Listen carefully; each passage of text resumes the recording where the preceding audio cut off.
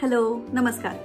या व्हिडिओमध्ये आपण unit 2 structural organisation in plants and animals चा chapter number 7 structural organisation in animals सुरू करणार आहोत. ह्या व्हिडिओमध्ये आपण part number 1 animal tissues discuss करणार आहोत आणि त्याच्याशी रिलेटेड काही टिप्स आणि ट्रिक्सही बघणार आहोत. चला तर मग सुरू करूया. 4 वेगवेगळ्या प्रकारचे ॲनिमल टिश्यूज आपण बघणार आहोत आणि त्याच्यामध्ये पहिला जो टाइप आहे तो आहे एपिथेलियल टिश्यू, ज्याला एपिथेलियम असं सुद्धा म्हणतात. दुसरा आहे तो म्हणजे connective tissue which connects different parts of body. तिसरा आहे तो म्हणजे मस्क्युलर टिश्यू किंवा मसल टिश्यू सुद्धा आपण त्याला म्हणतो. आणि चौथा जो टाइप आहे तो आहे नर्वस टिश्यू. ह्या एपिथेलियल टिश्यूचे 2 मेन पार्ट्स आहेत, ते म्हणजे सिंपल आणि कंपाऊंड. ह्यामध्ये सिंपल एपिथेलियल टिश्यूज जे आहेत त्याचे सुद्धा 5 डिफरंट सब टाइप्स आहेत. पहिला आहे तो म्हणजे स्क्वॅमस एपिथेलियल टिश्यू, दुसरा आहे क्युबॉइडल एपिथेलियल टिश्यू, तिसरा आहे कॉलमनार एपिथेलियल टिश्यू, चौथा आहे सिलिएटेड कॉलमनार एपिथेलियल टिश्यू आणि 5वा आहे ग्लँड्युलर टिश्यू. त्याचप्रमाणे कनेक्टिव्ह टिश्यूचे 7 डिफरंट टाइप्स आहेत. एरिओलार, ॲडिपोस, कार्टिलेज, बोन, ब्लड, टेंडन्स आणि लिगामेंट्स असे 7 different types of connective tissues हे आपल्या बॉडीमध्ये प्रेझेंट असतात. आपण मेनली ह्युमन बॉडीशी रिलेटेड टिश्यूज त्या दृष्टीनेच या चॅप्टरमध्ये डिस्कस करणार आहोत. मस्क्युलर टिश्यूज जे आहेत ते 3 टाइप्समध्ये डिवाइड केलेले असतात. एक म्हणजे स्केलेटल मसल्स, सेकंड म्हणजे स्मूथ मसल्स आणि थर्ड म्हणजे कार्डियाक मसल्स. कार्डियाकशी म्हणजे नक्की काय, हार्टशी रिलेटेड. पुढे नर्वस टिश्यू 2 टाइपचे त्याच्यामध्ये टिश्यूज असतात, ते म्हणजे न्यूरॉन्स आणि न्यूरोग्लिया. ह्या सगळ्या टिश्यूज पैकी ब्लड आणि नर्वस टिश्यू हे जे 2 टाइपचे टिश्यूज आहेत हे आपण सेपरेटली 2 वेगवेगळ्या चॅप्टर्स मध्ये डिस्कस करणार आहोत. ब्लड सर्क्युलेटरी सिस्टीम मध्ये आणि नर्वस टिश्यू नर्वस सिस्टीम मध्ये. पुढे एपिथेलियल टिश्यूजचे जे काही मार्किंग्स आहेत ते तुम्ही नोट डाऊन करून घेऊ शकता आणि त्याचे डिटेल्स आता आपण डिस्कस करूया. या एपिथेलियल टिश्यूजच्या कॅरेक्टरिस्टिक्स, फीचर्स काय आहेत ते आधी आपण बघून घेऊया आणि मग त्याचे टाइप्स काय आहेत त्याच्या कॅरेक्टरिस्टिक्स डिस्कस करू. सर्वात पहिलं फीचर असं आपण म्हणू शकतो ते म्हणजे याचं नाव. सो एपिथेलियल टिश्यू याला सोप्या भाषेत एपिथेलियम असं सुद्धा म्हणतात. हे सर्वात सिंपल टाइप ऑफ टिश्यूज आहेत आपल्या बॉडीमधले आणि ह्या टिश्यूजमध्ये फ्री सरफेस प्रेझेंट असतो, म्हणजे आयदर एन्व्हायरमेंटशी कनेक्टेड किंवा बॉडी इंटरनल बॉडी कॅव्हिटी ज्याला सिलोम म्हणतात त्याला ते डायरेक्टली कनेक्टेड असतात. त्याच्यानंतर त्यांच्या सेल्सची जी अरेंजमेंट आहे ती कॉम्पॅक्ट आहे आणि इंटरसेल्युलर स्पेसेस ज्या असतात त्या खूप कमी असतात. त्यांचे टाइप्स जर आपण बघायला गेलो तर सिंपल आणि कंपाऊंड हे मेनली त्यांच्या नंबर ऑफ सेल्स किंवा लेयर्स ऑफ सेल्स वरनं पडलेले आहेत. सिंपल टिश्यूमध्ये सिंगल लेअर प्रेझेंट असतो, कंपाऊंड टिश्यूमध्ये 2 or more लेयर्स प्रेझेंट असतात. सिंपल टिश्यू हे मेनली बॉडी कॅव्हिटी किंवा वेगवेगळ्या प्रकारच्या लाइनिंग्समध्ये प्रेझेंट असतात, डक्ट्स म्हणा, ट्यूब्स म्हणा. आणि कंपाऊंड टिश्यू जे आहे ते मेनली स्किनमध्ये प्रेझेंट असतं आणि त्याचं मेन काम आहे प्रोटेक्शन. आता ह्या एपिथेलियल टिश्यूजचे जे काही टाइप्स आहेत ते बघूया. तर पहिला टाइप आहे स्क्वॅमस एपिथेलियम, ज्याचा सिंगल लेअर प्रेझेंट असतो स्ट्रक्चर वाईज बघायला गेलो तर. आणि तुम्ही जर इथे पहिल्या डायग्राम मध्ये वरती बघू शकता ते म्हणजे फ्लॅटर्न्ड सेल्स असतात. हे जे सेल्स असतात ते फ्लॅट टाइल्स लाईक असतात. याला पेव्हमेंट असं सुद्धा म्हणतात. पेव्हमेंट एपिथेलियम म्हणजे फुटपाथवर कसे पेव्हमेंट्स असतात ते कसे दिसतात तसेच हे इरेग्युलर बाउंड्रीज असलेले फ्लॅट टिश्यूज असतात. स्क्वॅमस एपिथेलियमचं फंक्शन बघायला गेलो तर त्याचं मेन फंक्शन आहे ते म्हणजे diffusion of materials from one cavity to another cavity किंवा from body cavity to outside environment. So at the boundary of different organs या सबस्टन्सेसचं डिफ्युजन करण्याचं काम. कुठे कुठे प्रेझेंट असतात हे स्क्वॅमस एपिथेलियम, तर ब्लड वेसल्समध्ये प्रेझेंट असतात. त्याच्यानंतर एअर सॅक्स असतात, एअर सॅक्स ऑफ लंग्स ज्याला अल्व्हिओलाई म्हणतात तिथे प्रेझेंट असतात. क्युबॉइडल एपिथेलियम आहे तो सुद्धा सिंगल लेअर असतो आणि त्याचं स्ट्रक्चरचे सेल्स असतात ते क्यूब शेपचे सेल्स असतात, म्हणून त्याला क्युबॉइडल एपिथेलियम असं म्हणतात. त्याचं मेन फंक्शन जे आहे ते आहे सिक्रिशन आणि ॲब्झॉर्प्शन.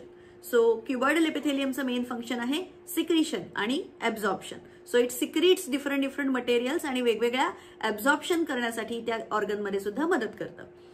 क्युबॉइडल एपिथेलियम मेनली हे डक्ट्स ऑफ डिफरंट ग्लँड्स मध्ये प्रेझेंट असतं. त्याचबरोबर नेफ्रॉन जो आहे, ट्युब्युलर पार्ट ऑफ नेफ्रॉन आहे, त्याच्यामध्ये सुद्धा क्युबॉइडल एपिथेलियम दिसून येतात. ह्या नेफ्रॉनचाच पार्ट असतो पीसीटी.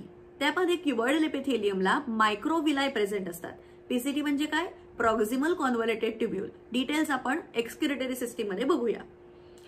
पुढे कॉलमनार एपिथेलियम पण सिंगल लेअरचा असतो आणि हे टॉल स्ट्रक्चर्स असतात. तुम्ही इथे थर्ड डायग्राम बघितली वरती, तर हे टॉल आणि असे बारीक किंवा स्लेंडर स्ट्रक्चर्स असतात, कॉलम लाईक स्ट्रक्चर्स असतात, म्हणून त्याला म्हणतात कॉलमनार एपिथेलिया. आणि मेजॉरिटी ऑफ द कॉलमनार एपिथेलियमचे सेल्सचे जे न्यूक्लियस असतात किंवा न्यूक्लिया असतात ते बेसला प्रेझेंट असतात.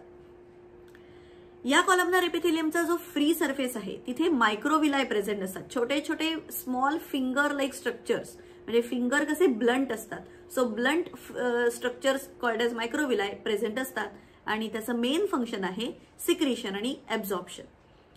हे लोकेशन कुठे आहे कॉलमनार एपिथेलियमचं? तर they are present in the lining of stomach किंवा intestine lining.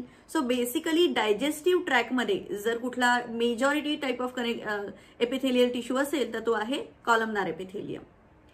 Ciliated columnar epithelium पण सिंगल लेअरचे असतात. सेम स्ट्रक्चर आहे कॉलमनार सारखं, फक्त त्यांच्या फ्री सरफेसला मायक्रोविलायच्या ऐवजी सिलिया प्रेझेंट असतात. सिलिया आर हेअर लाईक आणि मायक्रोविलाय आर फिंगर लाईक. हा डिफरन्स लक्षात ठेवायचा आहे. त्यांचं मेन फंक्शन आहे टू मूव्ह थिंग्स फॉरवर्ड. म्हणजे ज्या इमोबाईल सेल्स आहेत किंवा इमोबाईल स्ट्रक्चर्स आहेत बॉडीमध्ये त्यांना पुढे ढकलण्याचं काम हे सिलिया करतात. आणि ऑब्व्हियसली मग हे कुठे प्रेझेंट असणार आहेत?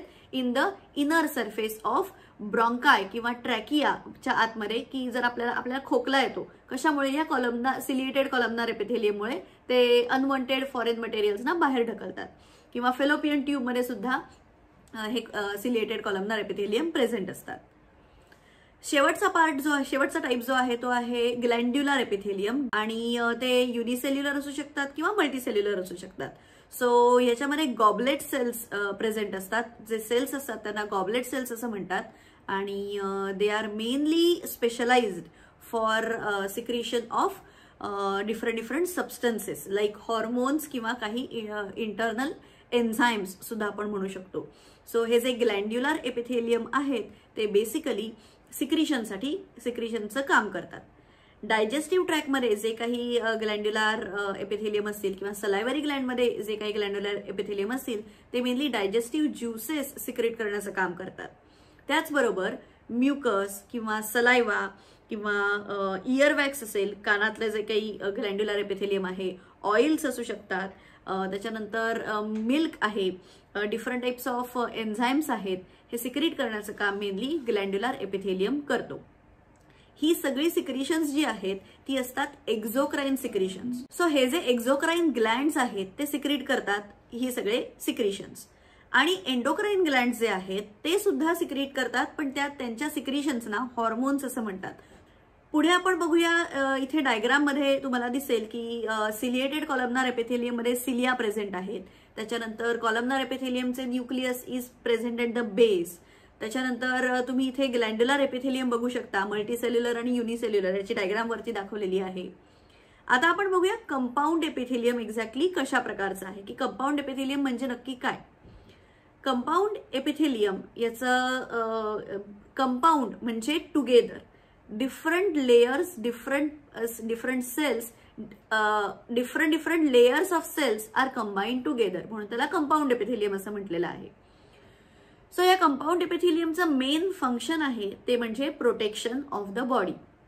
आपल्या बॉडीमधल्या एक्सटर्नल सरफेसला किंवा आउटर सरफेस जो आहे, ज्याला मेनली आपण स्किन म्हणतो, किंवा major part of the skin is made up of this compound epithelium. आणि यांचा जो रोल आहे तो खूप लिमिटेड आहे इन द सिक्रिशन पार्ट, कारण ह्याच्यामध्ये जे काही स्पेशलाइज्ड सिक्रिशन ग्लँड्स असतात आपल्या स्किनमध्ये, स्वेट ग्लँड्स म्हणूया किंवा ऑइल ग्लँड्स, ते सिंपल काइंड ऑफ एपिथेलियमने बनलेले असतात. आणि हे जे कंपाऊंड एपिथेलियम आहेत त्यांचा जो आउटर मोस्ट लेयर्स असतात ते मेनली डेड सेल्सनी बनलेले असतात. सो आपल्या बॉडीवरची जी डेड स्किन आहे ही basically it's a part of compound epithelium. अजून कुठे कुठे प्रेझेंट असतात ना, बकल कॅव्हिटी आपल्या तोंडाच्या कॅव्हिटीमध्ये, फॅरिंग्समध्ये आणि इनर लाइनिंग ऑफ सलायव्हरी ग्लँड इथे सुद्धा कंपाऊंड एपिथेलियम प्रेझेंट असतं. त्याचबरोबर पॅनक्रियाटिक डक्ट मध्ये सुद्धा कंपाऊंड एपिथेलियम आपल्याला दिसून येतात. आणि मेन मगाशी सांगितल्याप्रमाणे surface of the skin abundant compound epithelium present असतो स्किनमध्ये, स्किनच्या आउटर सरफेसमध्ये. या एपिथेलियमची खासियत अशी आहे की एक बेसमेंट मेम्ब्रेन प्रेझेंट असते आणि त्याच्यावर हे सेल्स प्रेझेंट असतात. पुढे आपण types of cell junctions in epithelium बघूया. हा इम्पॉर्टंट पार्ट आहे. याच्यामध्ये 3 आपल्याला टाइपचे सेल जंक्शन्स दिसून येतात. पहिला आहे ते म्हणजे टाईट जंक्शन्स, दुसरा टाईप आहे तो म्हणजे अधेरिंग जंक्शन्स आणि तिसरा टाईप जो जंक्शनचा आहे तो आहे गॅप जंक्शन्स.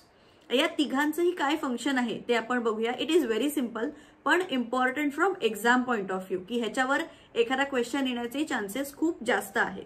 सो हे स्किप करायचं नाहीये, लक्षात ठेवायचं आहे. टाईट जंक्शनचं मेन फंक्शन काय किंवा मेन काम काय आहे तर to stop any kind of leakage occurring in the epithelial tissue. म्हणजे कुठल्याही प्रकारे अनवॉन्टेड मटेरियल्स हे लीक होता कामा नाहीत from through this particular epithelium. So tight जंक्शनचं ते काम आहे. Adhering as the name suggest हे सिमेंटिंगचं काम करतात. सो सगळ्या सेल्स ऑफ एपिथेलियल टिश्यूला एकत्र बांधून ठेवण्याचं काम करतात ते म्हणजे अधेरिंग जंक्शन. सो सिमेंटिंगचं फंक्शन आहे. आणि गॅप जंक्शनचं मेन फंक्शन काय आहे तर it is mainly used for communication. So जे सायटोप्लाझम आहे किंवा प्रोटोप्लाझम आहे सेल्सचं ते एकमेकांना कनेक्ट केलं जातं so that the cells can communicate with each other. आणि याच्यामध्ये बाकी सिमेंटिंग किंवा लिकेज वगैरेचं त्याचं काही फंक्शन गॅप जंक्शन परफॉर्म करत नाही. सो मेन फंक्शन आहे गॅप जंक्शनचं ते म्हणजे कम्युनिकेशन बिटवीन द सेल्स. अजून एक इम्पॉर्टंट फंक्शन होतं गॅप जंक्शनचं ते म्हणजे it is for rapid transfer of ions. कारण आयन्स हे मूव्ह करण्यासाठी त्यांना पाथ पाहिजे आणि तो पाथ हा मेनली हे गॅप जंक्शन्स प्रोव्हाइड करतात. त्याचप्रमाणे छोटे मॉलिक्युल्स जे असतात स्मॉल मॉलिक्युल्स ते सुद्धा ट्रान्सफर करण्याचं काम या गॅप जंक्शन थ्रू होतं from one cell to another cell. आणि समटाइम्स काही मोठे मॉलिक्युल्स आहेत जे गॅप जंक्शन मधनं पास होऊ शकतील असे मोठे मॉलिक्युल सुद्धा ट्रान्सफर केले जातात. तुम्हाला जर हा व्हिडिओ आवडला असेल तर जरूर लाईक करा, कमेंट करा, शेअर करा आणि सबस्क्राईब करायला अजिबात विसरू नका. तुमच्या सर्व मित्रमैत्रिणींना ज्यांना नीटला अपियर करायचं असेल या वर्षी पुढच्या वर्षी त्या सर्वांना या व्हिडिओची लिंक द्या म्हणजे सगळ्यांना फायदा होईल. आणि अशाच याच्या पुढच्या भागासाठी stay tuned. All the best.